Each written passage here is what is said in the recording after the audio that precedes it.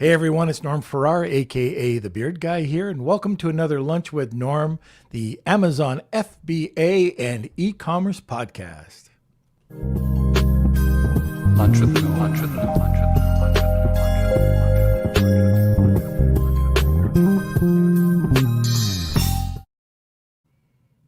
Norm. Okay, welcome back. Hope everybody had a great 4th of July. Today, we're going to be talking about some pretty cool stuff. The entrepreneurial experience, the ups and the downs of a founder.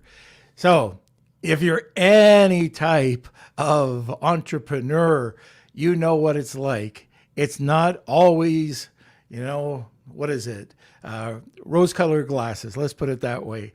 A lot of people think that they come into the become an e-commerce seller, that they're going to have this rush of gold and they'll never have to work again, and unicorns and butterflies. It doesn't happen that way.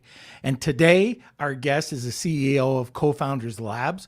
Just a small, amount of members, 1 million members, the world's largest entrepreneurial and founder community. And he's going to be joining us today talking about this very important topic. It's not enough. I've heard people talk about it a couple times, but what do you do when you have failure? What do you do when you have success? And everything in between. Okay, so before we get started, I wanted to give a big thank you to our sponsor, Global Wired Advisors, a leading digital investment bank focused on optimizing the business sales process. For more information, please visit Chris at globalwiredadvisors.com. Where are you, Mr. Kelsey? All right. Hello, everyone. Look at that special little haircut of yours. Yeah. Haircuts finally opened up in Canada, or in Ontario. I would have done it for you. And that's why I didn't. There's a reason why I waited. And finally got it. I think the last one was in November. That was actually done by a professional. So pretty excited about it. Hey, I got two things to say before you get into the smashing and stuff like that. Andrew, thank you for that picture. Did you see that picture that he sent me of the Lunch with Norm mug on his cockpit? Yeah, that was really cool. We're going international, Andrew. That's right. And also, a really big announcement. I just found this out.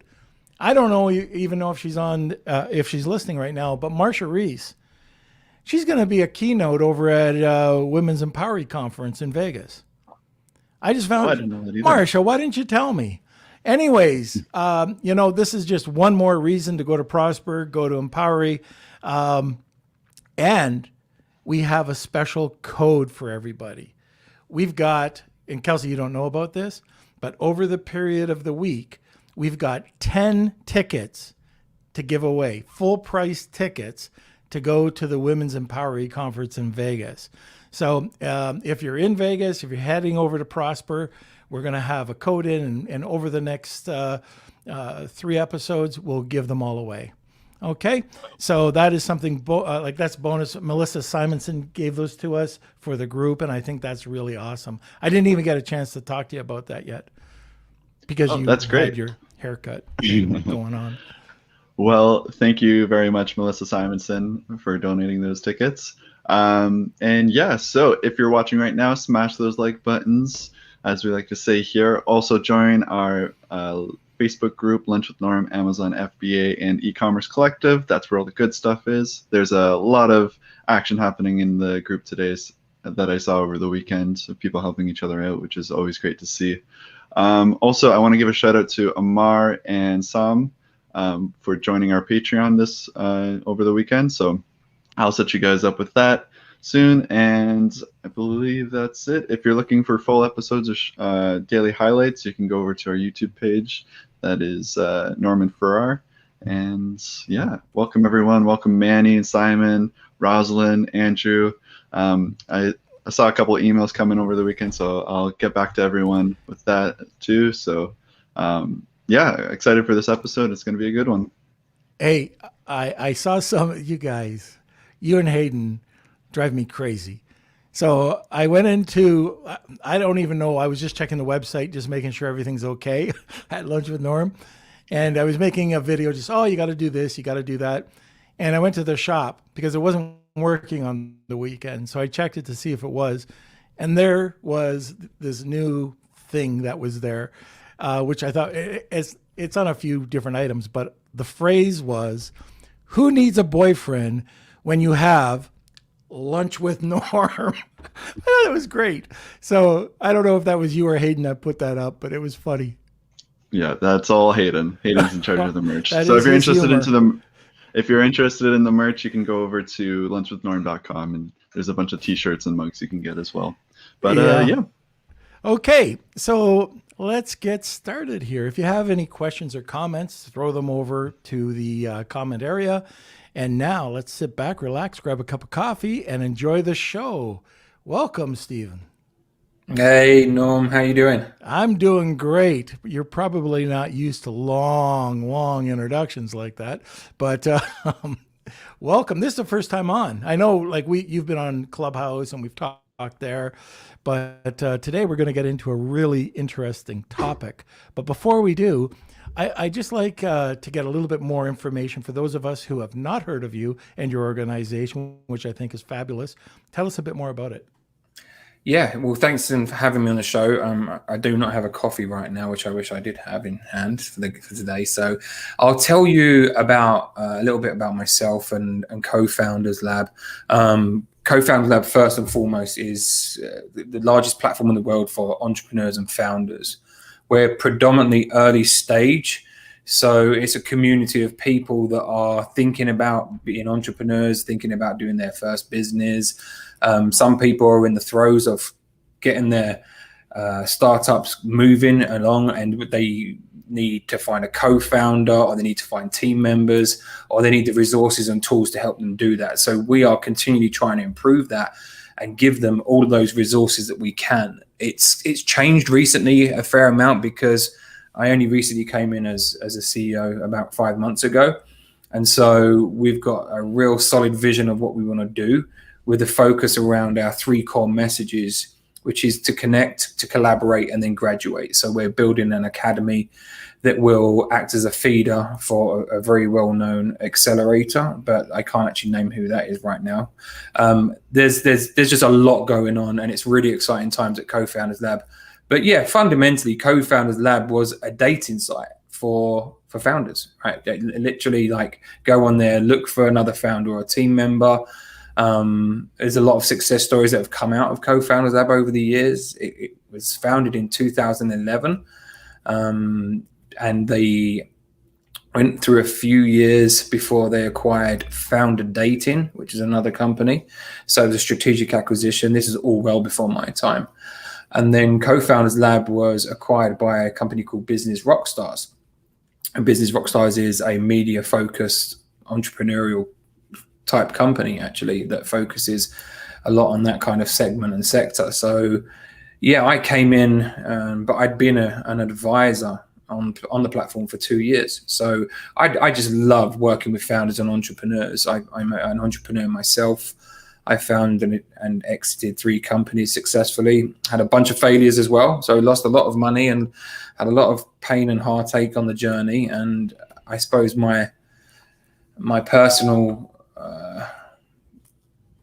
I suppose my mission is to help early stage founders and entrepreneurs have the knowledge to make the best decisions going forward. And because there is a lot of drama out there ahead, there's a lot of predatory investors, and there's people that are probably more in it in terms of what they can get out of the founder rather than what they can get or contribute towards a founder. So I'm trying to get people to avoid those pitfalls, but also help them to grow, help them to scale, help them to strategize. Yeah, so it's an amazing platform. It's fairly unique in that we really focus on that early stage founder segment. So today, I usually forget to say this until the end, but we have a giveaway. So Yes. you are offering a 6-month membership into CoFounders Lab. Is that correct? Yeah, that's right. I mean, so CoFounders Lab is free. It's completely free to join, but we have a subscription service which kind of gives you a lot more bells and whistles. It gives you access to pitching to investors, like real investors, AMAs, Q&As. You meet amazing people. You get premium features. We've got so many new partnerships and resources and new features that are coming in over the next month that it's a great time to join. And just, but like I said, you don't have to use the paid subscription. You can just join as free, and there's a lot of value there too. But yeah, it's a 6-month paid subscription that so give someone a real opportunity to explore the whole platform and all of the resources in there. That's fantastic. So if you are interested in that, and you better be, hashtag Wheel of Kelsey. I think that's what it is. That's what it usually is. Are you changing it up with your haircut? No, we're keeping that the same, Wheel of Kelsey. And then we also have another giveaway from Marcia for her copper plate, her stable copper plate. Oh, fantastic. Thank you, Marcia. So that is hashtag I want to stay well, and it's for US, Canada only. But yeah, you'll be able to get one of these copper plates. They help fight against germs and bacteria that grows. It's a all natural product that you can use. And that is, hashtag I want to stay well for that. US, Canada only. But the giveaway to the membership is for all international. So anybody who complains, anybody in the world, anybody who complains that we don't give enough international stuff away, there you go. This is your time to enter. All right, and we'll be doing that at the end. Okay, this is going to be a great topic. So I don't even know where to begin with this, but maybe what we could do is just like a quick walkthrough of what it's like to be a founder and the different stages that you go through. Yeah, definitely. I'll probably give you the more formal answer to that as opposed to maybe my own personal, because everyone's journey is different. But in general, the ideation is where it starts, okay? And it can be, some people just entrepreneurial by nature, like myself. I always wanted to own my own business and run my own business. Some people are working in a regular job, a 9 to 5, and they're feeling like it's not for them no more. They want to try something different. And I believe that there was a recent study. I'm based in Colorado.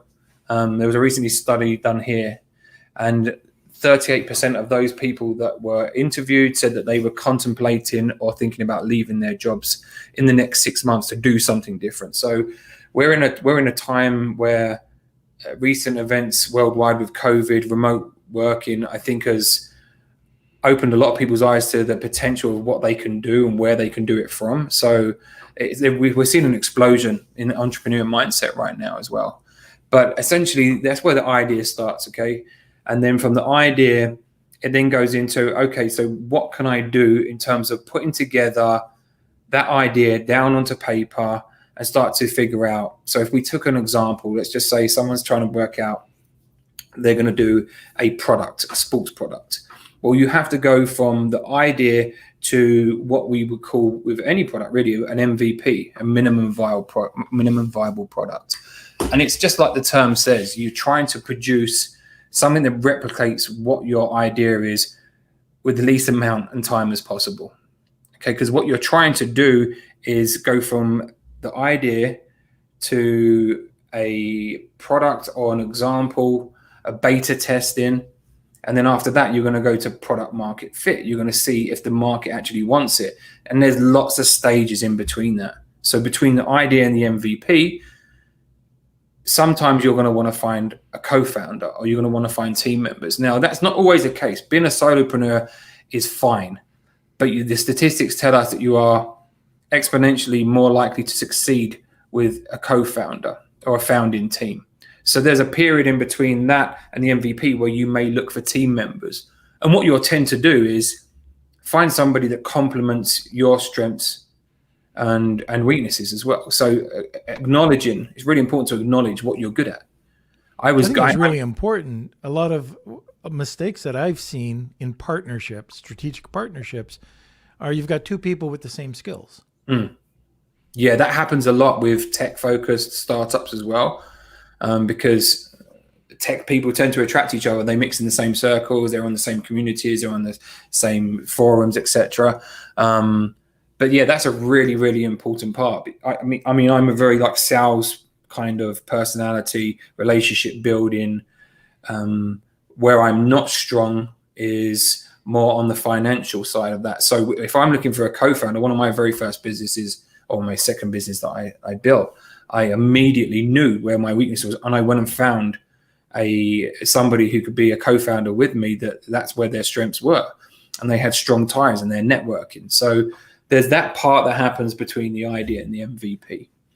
And the MVP, what you're trying to do is, like I said, kind of formalize what it is you're doing so you can essentially have it tried out. And that can be, like I said, in many different things. If it's a physical product, you're going to have to get people to use it. You're going to have to get it into people's hands and give you feedback.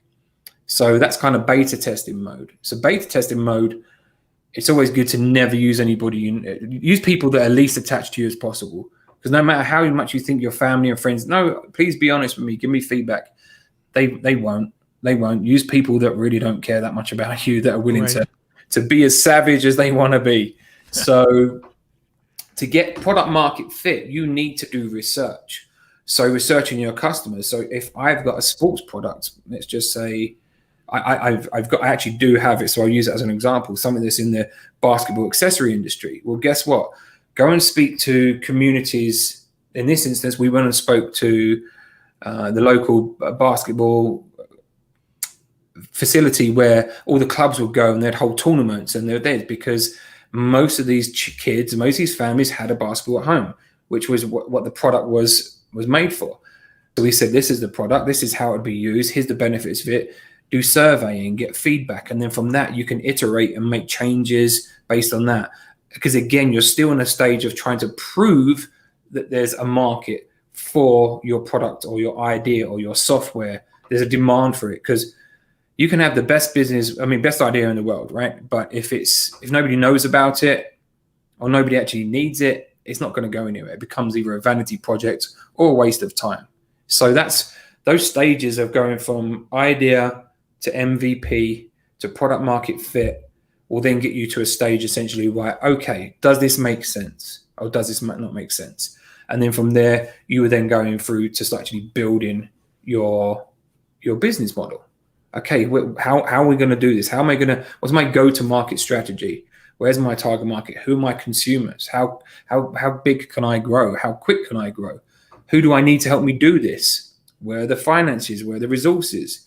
Do I need mentors? Do I need advisors to help me? Do I have people that can bring their network in? So it's like a spider web, right? It starts out the idea right in the middle, and then there's these kind of different streams that are just going off in all different directions, and all of those have small little tributaries as well. And so it's a fun place to be, being a founder, but it's hard.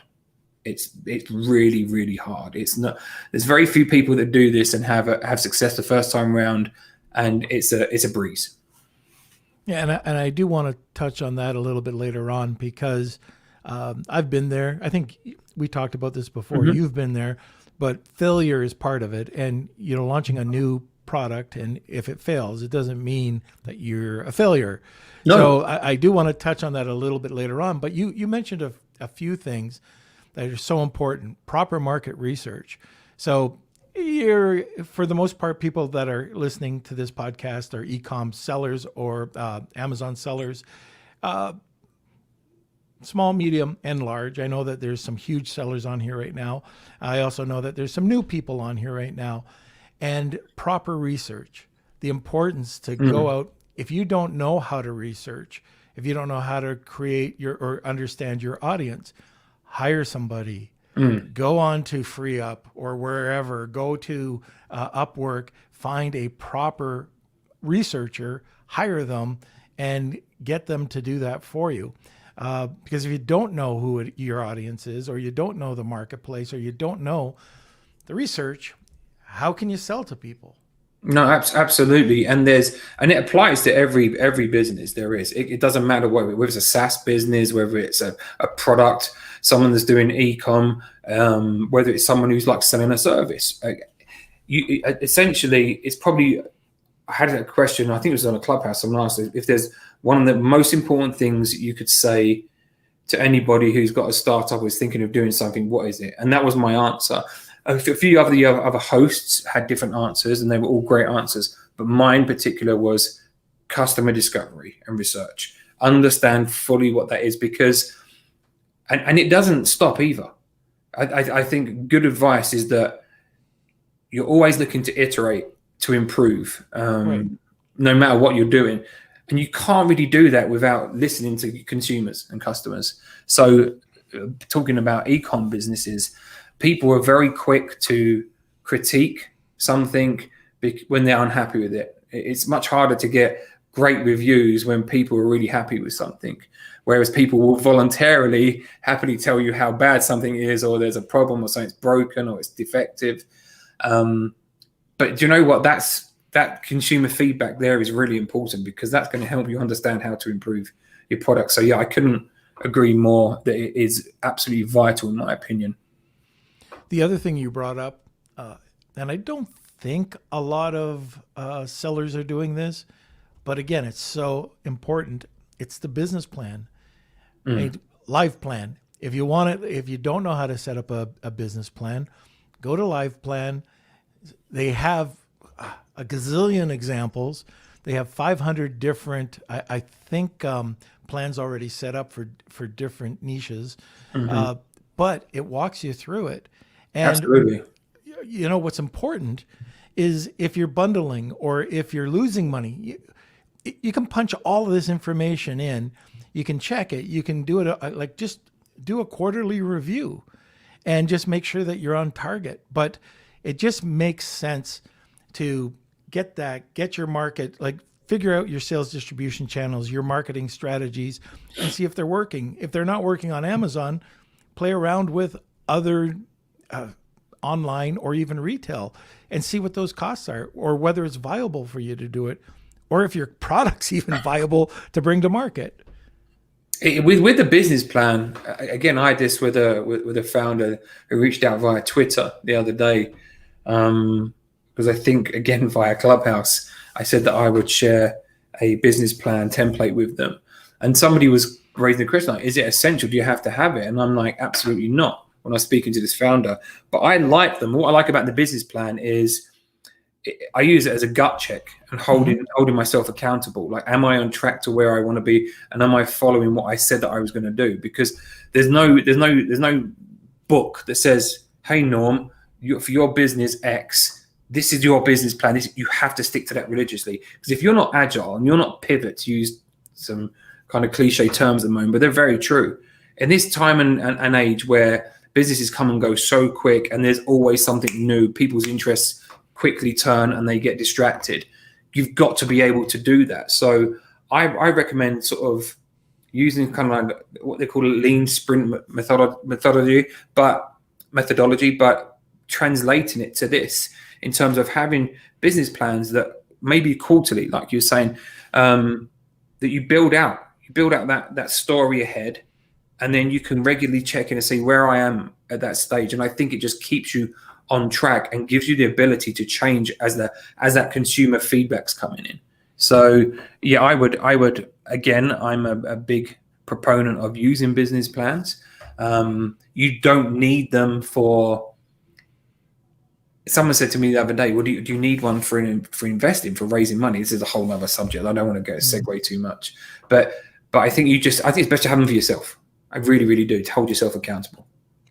Yeah. And Amazon, you have the opportunity, and I want to be very careful how I say this. I don't want to make it sound like it's a get rich quick sort of thing, but there is the opportunity. You'll see it when there is hyper growth. You'll hit a home run. We have a couple of companies that we work with that had no idea they'd grow this quick. And so they could go back, revise their business plan. And also you touched on, strategy, just going back and strategy sessions. It's so important to, do those on a repeat basis, because everybody here will understand the launch process on Amazon. So it's exactly the same as you go out there and you do a launch and rank strategy. If you don't monitor that strategy, all of a sudden your product listing and your keywords will start to tank, and you'll never know why. And that's why it's important for to do proper strategy session. We actually bring in moderators for our strategy sessions. Let a professional moderator take it and run with it. Yeah, it's what's interesting with that, and I am the first to say I don't understand the Amazon model that well, which I think I mentioned to you before. But if you kind of apply in some of the same methodologies of building a startup to that, I imagine it kind of ties in there, especially with the marketing piece. You're talking about keywords and probably key terms that are important. And I imagine they have algorithms that are built up that you want to keep your product at the top of the table. That's correct. But with I think the strategy, if you brought that into an ecom thinking, how I'm thinking now is, if you have a core products that come off that, what are the complementary products that you could build out, and then building in like trigger points? Okay, so when I hit X, this is what's going to now make me maybe push into a little R&D on another product because I've hit this amount of revenue in top line, or I've hit this amount of scale or growth. So you can apply that. Like I said, that's the same in building a startup, and what you build in your go-to-market strategy and your growth strategy and how to scale. So I imagine there's a few kind of linear relative elements of both of those business models. Right. So just before I get to the next question, we're coming to about the halfway point. If you have any questions at all, let us know. We'd love to dive into them.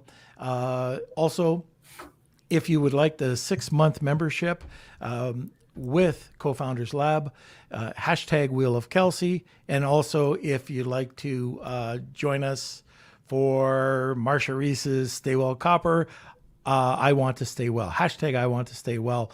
Also, I forgot to mention this before, tag 2 people and you'll get an extra ballot. Okay, so let's talk about a few mistakes. What are some what are some mistakes that we see? Okay, so some core mistakes I think that founders make are, first, believing that they know best about their business.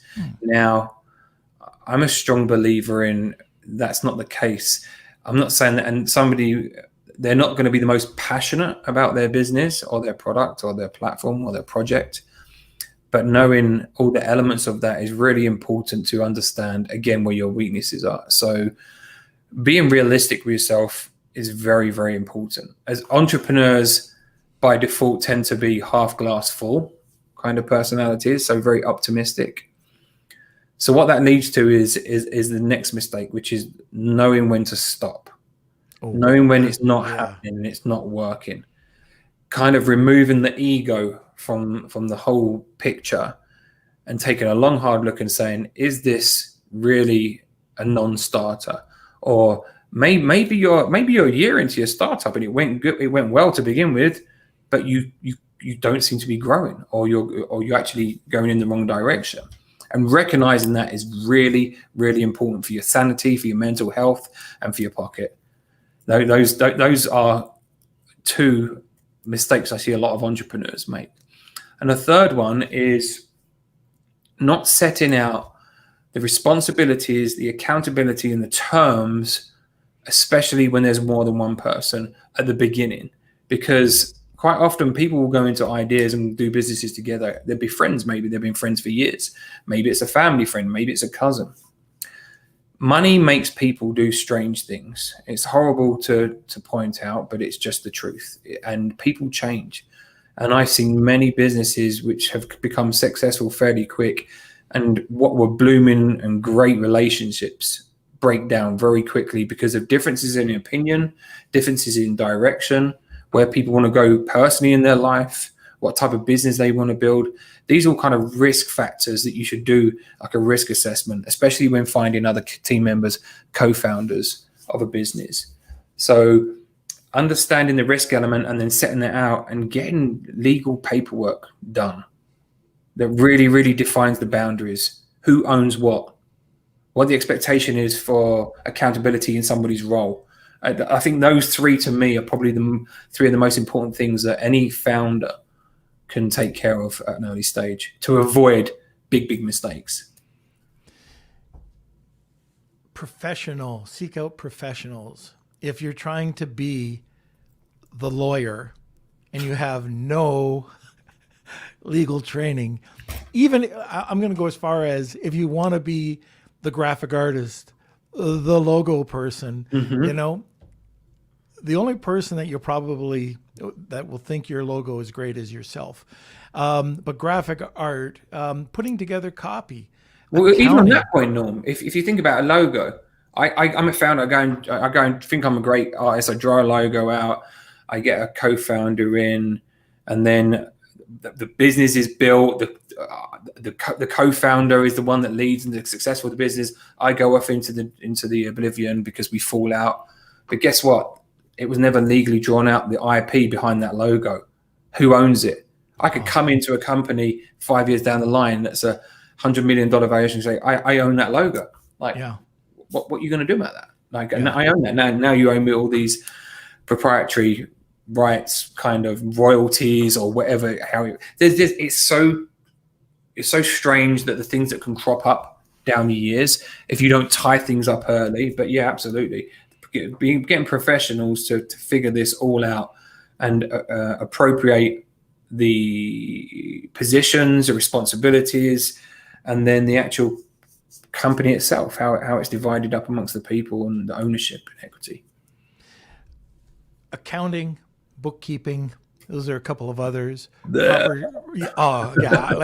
Believe me, I am not the accounting type. I've had to take accounting courses. I knew during that course that, nope, not for me. I'll make sure that's somebody else. But I've got to have somebody else. And as a business owner, I have to understand financial statements. You do. You must not ignore things like that. It's one of the big mistakes I make. That's a long story that I'll explain. I've mentioned it on Clubhouse once. But when you're a founder, it's your fiduciary right. You need to understand all elements of your business. Okay. So as a CEO of CoFounders Lab, we have accounts, CFOs to take care of things, but I still like to have some understanding of what's going on to make sure that the company's going in the right direction.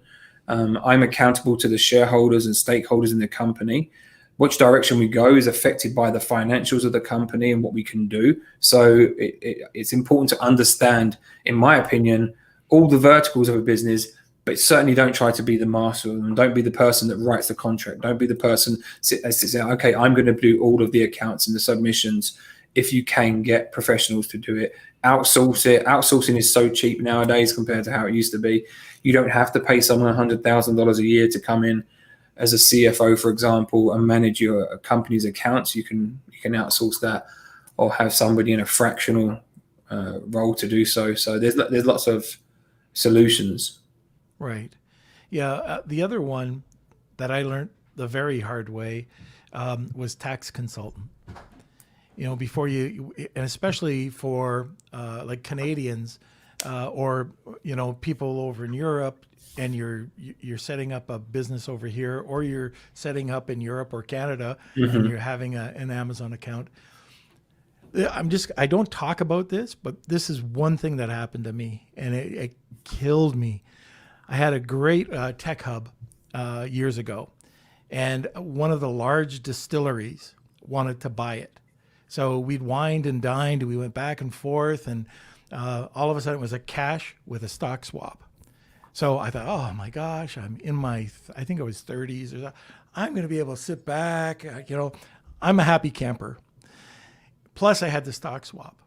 What I didn't realize is in the States, a stock swap is, it's just one hand washes the other. You don't pay any tax. In Canada, a stock swap requires you to pay the tax. Yeah, it creates a taxable event. Yeah. So what ended up happening is the tax that I would have owed was more than the cash I was receiving, and the deal fell through.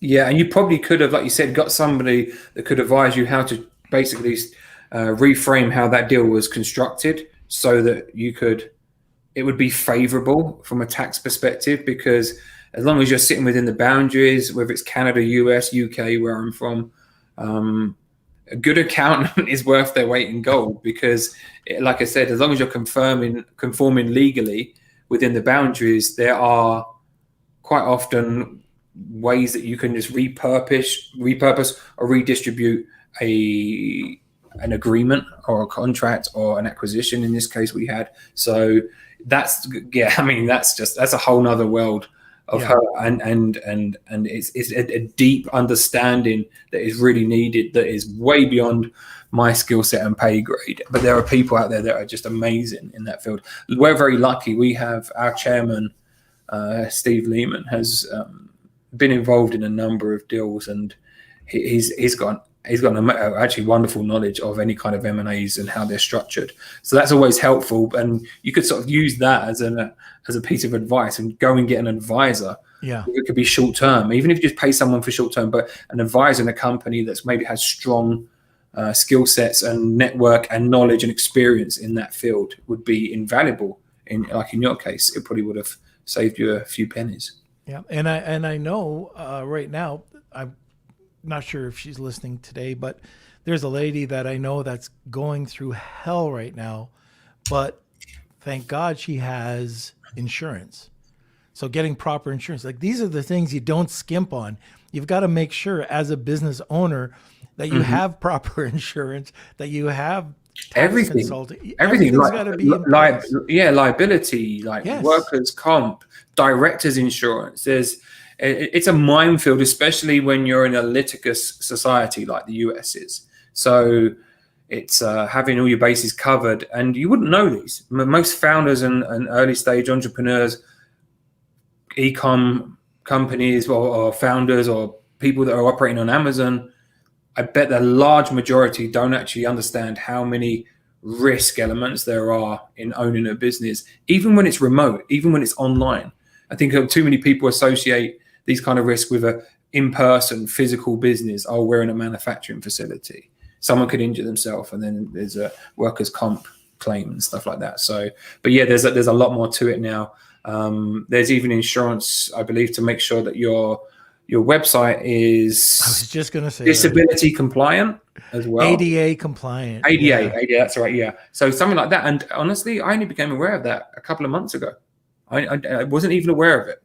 My friend came onto the podcast, talked about the severity of it, the lawsuits that are being dropped to small business. And he was telling us about that.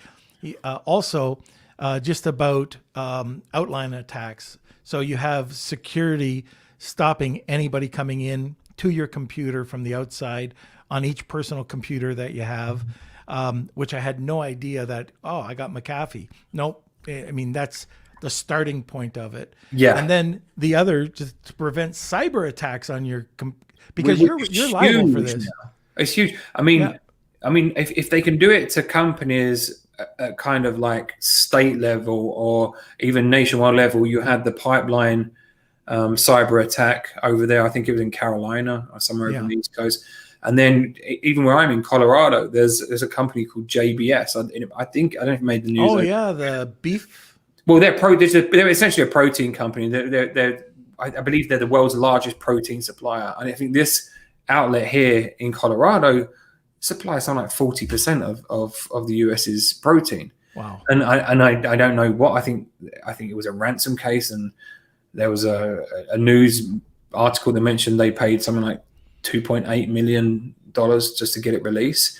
And those are huge companies, but you can imagine I'd imagine the level of security, cybersecurity they have is high. So independent business owners, I've been involved in a business years ago where we had an experiential company that was exotic cars and going driving them and having fun in Las Vegas. And our website, just a small website like that, it got held ransom. And these little kind of like Space Invader characters appear on the screen one morning, and we was like, "Oh shoot, that's we've actually been targeted." And I think people don't realize how easy it is for those hackers to be able to do that. I mean, it's kind of scary. So yeah, cybersecurity again. These are all like risk factors, right? Of being a founder, and that's why it's not for everybody. Some people, I love being an entrepreneur and a founder. I love doing what I'm doing, but there were times in my life when business was hard, or I was having really, really tough times, either with failure or going through a tough period in a business. And I kind of envied my buddies that were just going and working for a company. They started at 9, they clocked out at 5. Their phone never rung in the evening. They weren't looking at their emails. They weren't checking messages or WhatsApp. Whereas being a founder is 365 days a year.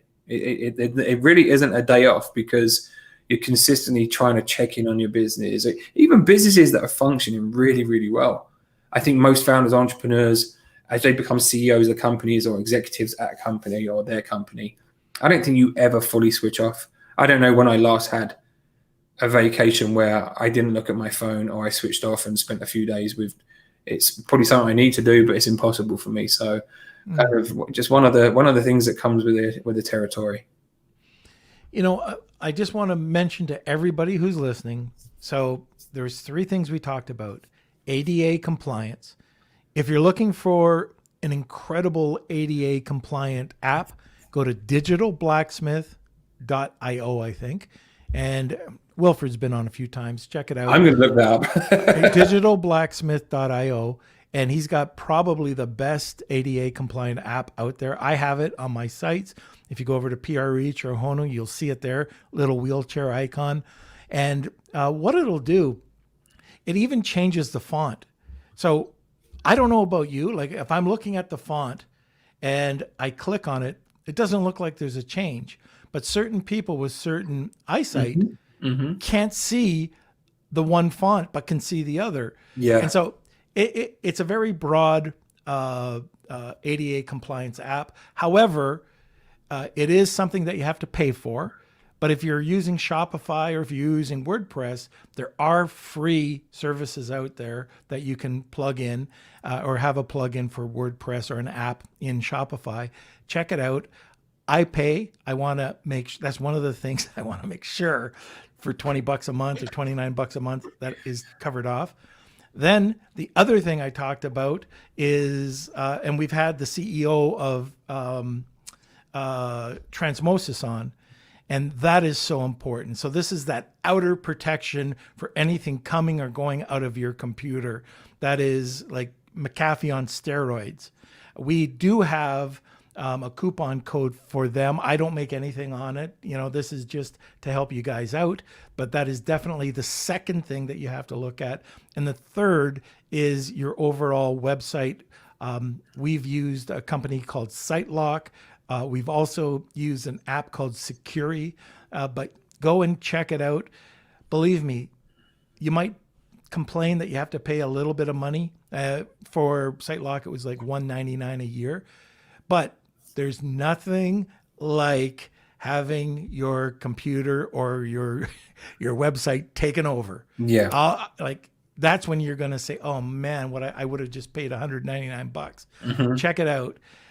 So I think that's probably the most important thing. I also want to say, if anybody's had any problems, if anybody's having struggles right now with their business, let us know. We've got a few minutes more. We're going to get to some questions, but I really do want to help anybody who's struggling right now. And guess what, Stephen, I thought we'd have plenty of time to talk about one of the subjects that is near to dear to my heart is failure. But I think we'll have to have you on again. And I really want to talk, and maybe we can get Colin Campbell on, who just happens to be that on would be great. Tomorrow. Yeah. So we'll get all 3 of us on talking about it. I know Colin has had some incredible success stories, but he's also had incredible failures as well. So how do you get over that? Anyways, I'd love to do that. And then about talking about reframing what success is, and that time with that subject, it's something that's personal, like really, really personal to me, because we're not going to all build a unicorn company or 100 million or even $1 million company, but that doesn't mean to say that that's not success, right? So, but yeah, let's save that for another one, because that time right. I can't believe it's time's just flying. Tempest Fugit. All right. So Kelsey, do we have a few questions? We have one specific to Amazon, but I just want to go over some comments that have come in. Sure. So one's from Rosalind. I practice in the ADA Title III defense world. Website is a huge target right now. Ensure compliance to avoid a lawsuit. Not giving legal advice, just my opinion. And also from Tony, Shopify is making major changes, and most themes will need to be upgraded to be compliant. So yeah, I don't think many people are really talking about this, but it's definitely it's got to be talked about. Yeah. Yeah, no, I think it's great that we raised that topic. Okay, Yeah. and then Oh, sorry. Go ahead. No, go ahead, Kels. Just the one question that we got in from Amar: can I use UK flag on my packaging to increase in conversion, or is this against Amazon policy? So it's not about today's topic, but Is if the product's made in the UK, I'm sure you can do that. I think I haven't been know enough about manufacturing that you can say made in wherever, as long as there's some element of it. So you can ship all of your product to somewhere, just have it packaged or reboxed somewhere, and you can actually use some of that reference. Yeah, and I think like I want to be really careful about that too, because when you know how much or what percentage is assembled, assembled in the US, or just the right terminology, you might want to talk to a lawyer about exactly what you can say on your packaging. There's very specific packaging outlines for what's made in the USA, what's made in China. If it's made in England or in the UK, you could put a flag on just to show. Like in the US, you see it all the time, made in the USA with the American flag. But if it's made in China and all it is a cardboard box that you've assembled it in, that wouldn't pass the sniff test. It comes back to what you mentioned earlier, right? About getting professionals, right, to ensure that you're not going to have a lot of heartache and cost down the road. I noticed Simon asked the question or made a comment about something called football in Europe. What is that exactly? Is that soccer? Yeah, it is football for sure. Yeah, so England won 4-0.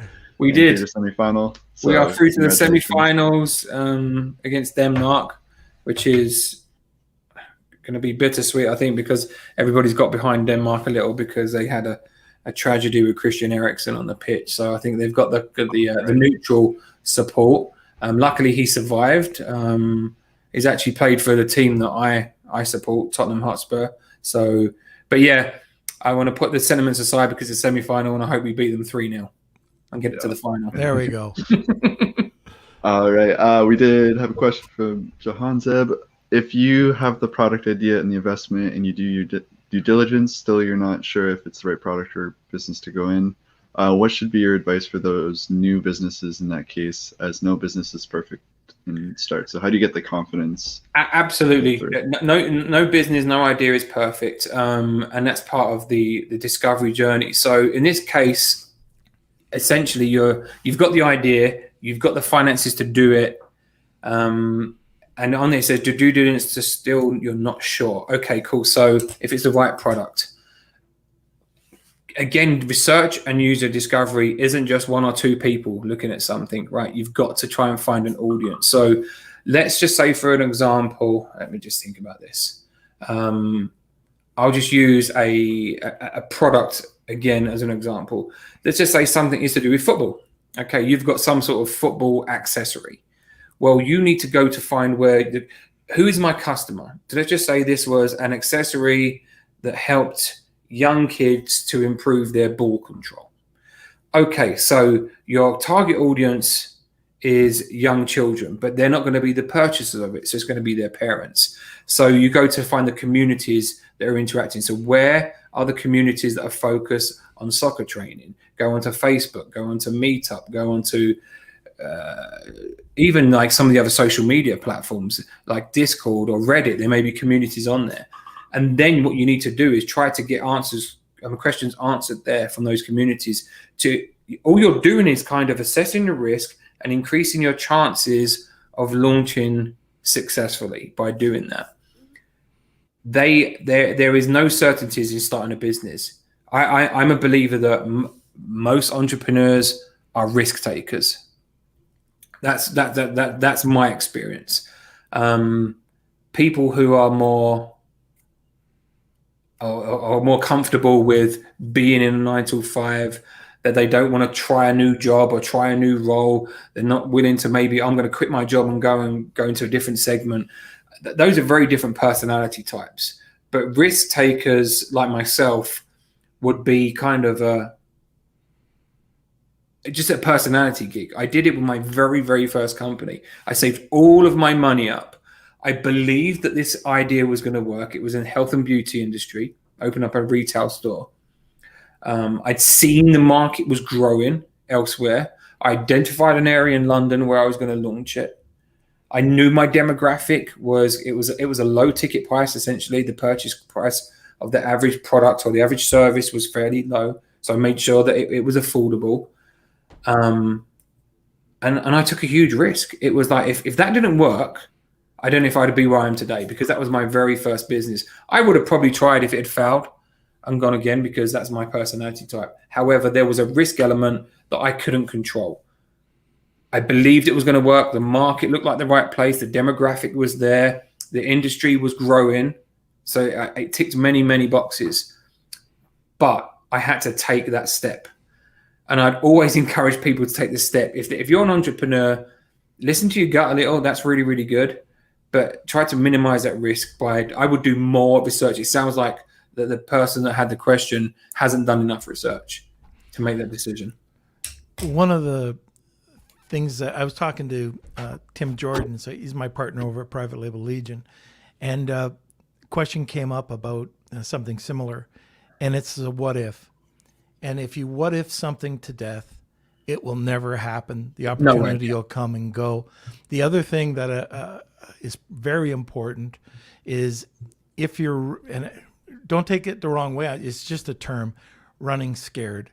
If you don't have the cash flow to be able to get it up there and make a couple of adjustments, maybe in advertising or marketing or whatever, then you're running a tight budget, and it's really tough. It's very stressful. Mm-hmm. So make sure that you do have some loose cash available and that you're not worried, about the next turn.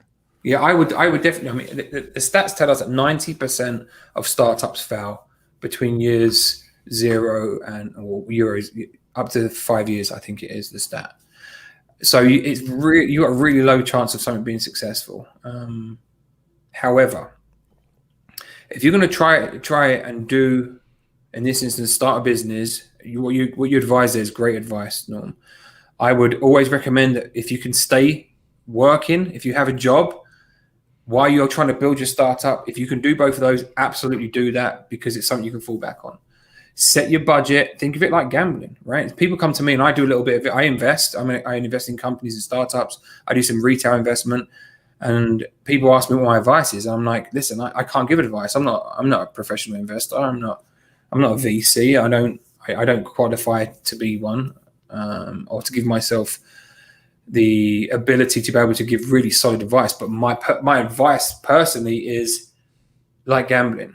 If I'm going to invest $5,000 in a startup, I've got to be willing to lose that money and not see it ever again. When I go to Vegas, I'm not a big gambler, but I might take $1,000 or $500 and say, that's what I'm going to lose. I'm just going to have fun. I'm going to enjoy being on the table, having banter with the other people. If I come back with any money, I'm happy with that. I kind of would take that approach with this. Set your budget, understand that there's a lot of risk involved. There's a strong chance that is not going to be successful. But then if you've got the personality type that says, okay, I'm going to accept that risk, but I'm still going to go ahead and do it, I'm going to take that step forward, then that's the beginning of entrepreneurship. I just saw a comment from Manny, and I'm glad you're scared, because if you're not, there'd be something wrong. I mean, an entrepreneur is an entrepreneur. We're risk takers. It's a gut check when you're going into it. If all the planets and stars are lining up, go for it. Again, this is a what if. Don't second guess it. Be decisive. You can always change things on the move. That's what I always like doing. I like playing chess with everything. If this happens, then I got to do this. If this happens, I go over here. Absolutely. That comes with the iteration process, right? Changing. It doesn't matter what it is, product, software, service, all these things. I mean, you've got to be willing to be able to change according to the market needs, the demands, what the feedback is. All of those ties back to what we mentioned earlier. When I sell to larger companies, so my old business, I sold to Fortune 5s. And the difference between what I did and what they did is they turned like a whale. I could turn on a dime. If they were doing something, I could just, do it in a second and make that decision. But Manny, don't be worried if you've got the right product, if your research is done, if you've taken a look at your competitors and done your competitive analysis, your pricing is in line, your cost of goods are there. Don't worry about it. Give it a shot. If this is your first attempt at setting up on Amazon, guess what? I hate to break this to you, but you are going to pay your Amazon tax. There's going to be things that are going to creep up and bite you in the butt, but you'll know the next time when you launch your second product on Amazon not to worry about it. It just happens. Every one of us as Amazon sellers, it happens. Okay, great. We've got one more question, and also just from the audience, I just want to ask them who do they have to win for the Euro Cup too. So put them in the comment section. Who do you think is going to win this year? And we'll see where our fans are from and what they think. But from Rosalind, I have a product line idea tied to a theme that solves a need, pain point. How much do you consider competition to move forward with first product while planning? I'm scared that I'll miss something. Don't consider it's good to understand your competitive market, but essentially, if you're looking at them and your eye's not on the ball and what you're doing in terms of trying to launch your business, there's always room for other people. Okay, look at Uber. Uber created this behemoth very quickly, and then Lyft launched. I can assure you that Lyft didn't have a 2-3 year due diligence, market assessment, go-to-market strategy, growth strategy process. They were probably looked at Uber and went, oh, crap. Well, that's working rather well. Why don't we do something similar? Okay, so when you're launching a product, it's good to understand the market. And sometimes it can be beneficial because you can learn from their mistakes. You can see what the demand was. You can see what the focus is on. And you can implement that into your build. But I would always just keep and it's how you frame competitors as well. So I don't consider us to have competitors at CoFounders Lab. We just have peers. We have peer companies. There's some that do better things than do things better than we do, and vice versa. And if we can help our users understand fully that they can get the most out of our platform, that's all that's important. And guess what? If they need something else we don't have, we'll advise them where to go, because we want to encourage the entrepreneurial ecosystem.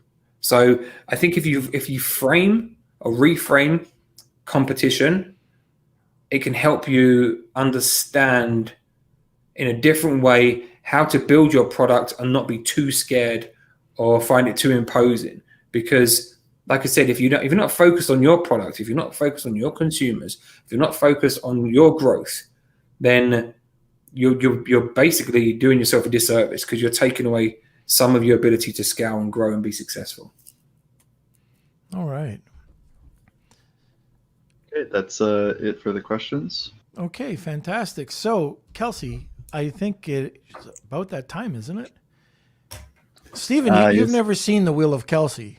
No, I haven't seen The Wheel of Kelsey. It's gone. I can't believe how quick the hour's gone. I know. I've got slides that I could have helped and shown information, but it's just I really enjoyed it. But yeah, I'm excited to see what Kelsey has in store then. Get ready. Here we go. It's time for the Wheel of Kelsey.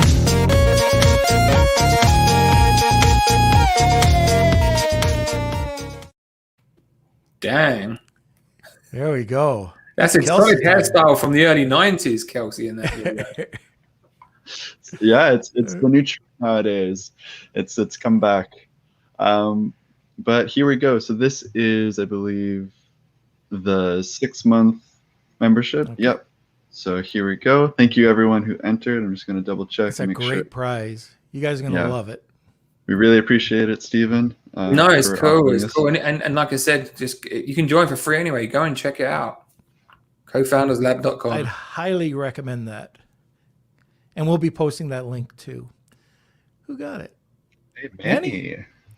All right, Manny, there you go. You had the question and you won the prize. Oh wow, well, that's going to be really helpful for Manny then, because he's Yeah. obviously in the throes of being a founder.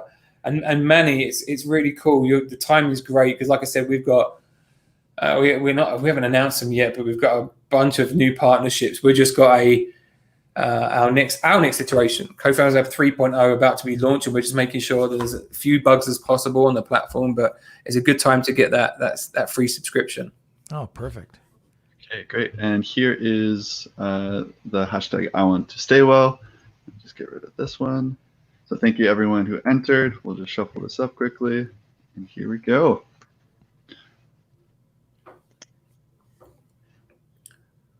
Hey, Andrew Craig.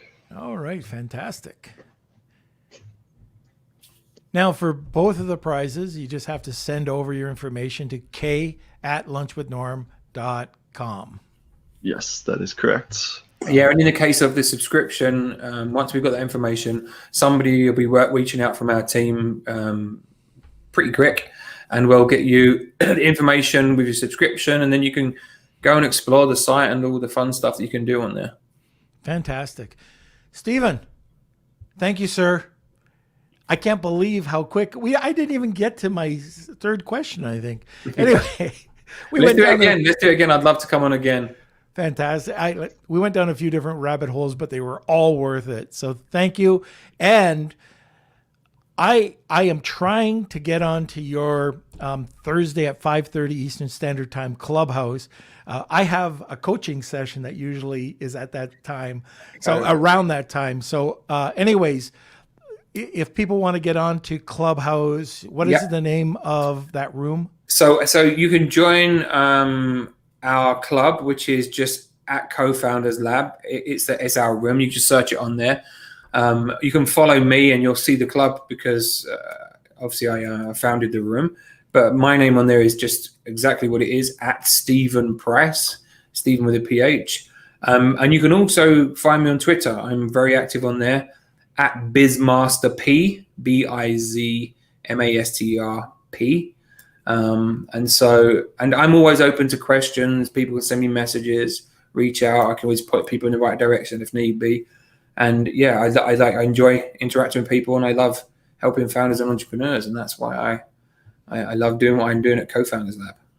I think that Bizmaster P would be a great DJ handle. Well, I kind of did that as a reference to the early 90s hip hop, right? So I wanted something fun on there. So yeah. All right. Okay.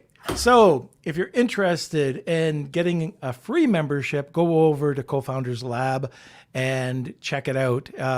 It's incredible. I checked out the site and it blew me away. All right, Stephen, thank you, and we'll catch up to you soon. Yeah, thanks everyone for tuning in. I look forward to it next time. Kelsey, it was great to meet you too. Yeah, you too, Stephen. Take care, everybody. Thanks. See you later.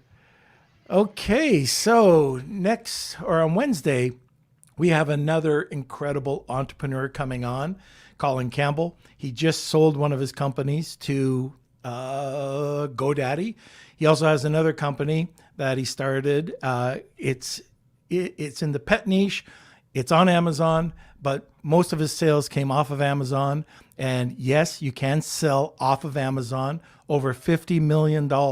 He grew from, I think it was 10 million or 20 million last year to 50 million this year, targeting off Amazon. Imagine that. Yep, you sure can do it.